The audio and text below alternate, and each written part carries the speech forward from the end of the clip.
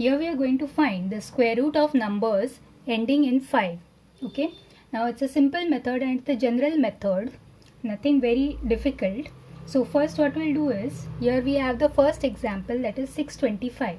So we divide it into two parts, that is 6 and 25. Now this is ending in 25. So the square of 5 is 25. So our answer will have 5 at the end. Now the remaining part is 6. Now we'll divide 6 into two such parts where the multiplication of those two numbers will give us the result 6, and they should be consecutive.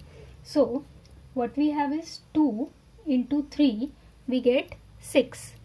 So now what we have to do is, we have to take the smallest of these two numbers. So we have 2 and this 5 we add to it, so that we get the answer as 25. Now let's see this example. Here again 25 we have, so your last part of the answer is 5. Then this 12 will divide it in such a way that we have 3 into 4 is 12, and we will take 3 as the smallest number, and your answer will be 35. Okay.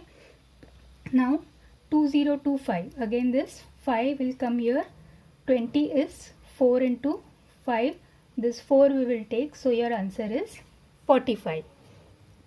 4225, again 25, answer is 5 here, 42, that is 6 into 7 is 42, this 6 we will take, so your answer is 65.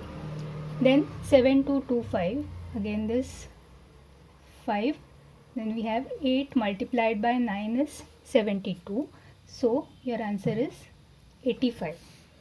Now here we have 5, 9 multiplied by 10 is 90, so your answer is 95.